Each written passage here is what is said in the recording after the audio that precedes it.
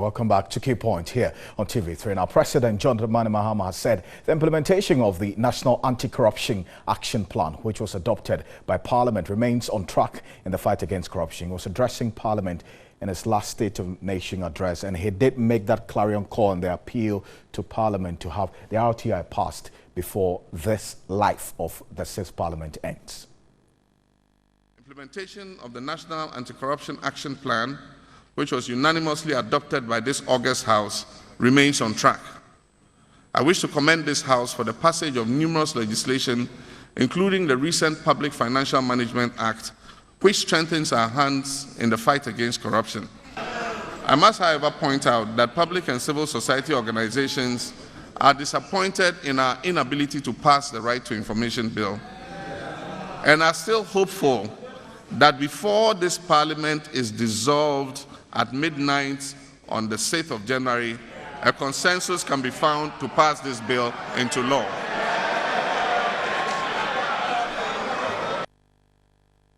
That's the optimism of the president, but it's left with this 275 members of parliament of this 6th parliament to do that before the life of this parliament ends in less than 48 hours. Adam Senanu is the co-chair of Citizens Movement Against Corruption. Adam, good evening to you. It's good to have you now. Are you that optimistic as well as the president is, that hopefully this bill, which has been in parliament for quite a while, will be passed?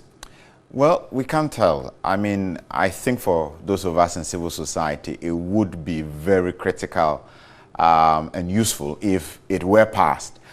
We do not know the nature of the disagreements that the minority currently has with the majority over it. If it had been explained, we probably would understand their position. But as it is, we would rather... There's questions about some of the clauses which they say still need some... Yes, some well, attention. I mean, if there are 3 clauses, or 5 clauses, obviously that can be done in 24 hours.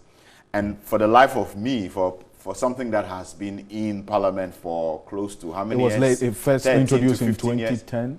Yes. And withdrawn really in 2013. Exactly. Then its deliberations have been going on for quite a while. And we know that a lot of work has gone into this, the sittings, etc. So in one sense, it's a bit of a financial loss to the state if they have to start from scratch with a new parliament. The understanding that I get, speaking to leadership of parliament, especially the minority leader, is that because a lot of work has already been done on this, if the 7th parliament of the 4th Republic should pick it up, they'll have less work to do in terms of consultations with the likes of you, civil society, on those issues, because much work has been done already.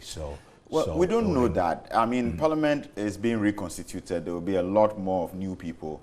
Typically, the processes are such that you must start from scratch, bring everybody on board, etc. And we needed that piece of legislation many years ago. So if these clauses are not too many and the differences are not much, I think that if it were within their means to sit down and sort it out tomorrow, Ghanaians stand to benefit from that. Are you saying that the Parliament hasn't shown seriousness in passing this particular bill into law? Well, certainly not. We don't think that they have done enough as far as we are concerned. Several other things have been done under a certificate of urgency, an emergency. Why not the RTI? And the RTI is key so that the kind of accountability that we expect from government can be achieved. What's your suspicion about what could have delayed this RTI? I've heard people say that MPs themselves are a bit uncomfortable about this particular bill, and that's why they want to do a lot of work to scrutinize it very well. Does that also have your suspicion as well? Well, I mean, it's good for the scrutiny to be done and done very well. At the same time, we are concerned that if there are other bills that could be passed much more rapidly, this is one of the bills that is very crucial and inures to the benefit of citizens. So that same amount of effort and focus ought to have been reflected in the way they went about this. I think that towards the latter end, there seemed to be some urgency, but this should have started much earlier. And we don't want another parliament to come and say, well, because we have to do this and that, it takes another 2-3 years. That would be very, very, very disappointing. And if this bill is not passed before the end of this life of this parliament? Many of us will be extremely disappointed because they have not told us the nature of the difficulties and whether they are that substantive to merit postponing it. Adam, thank you. We keep our fingers crossed. We have less than 48 hours for the life of this sixth parliament of the Fourth Republic to end. We hope that the plea by the president will be taken. Adam Senano is a co-chair of the Citizens Movement Against Corruption.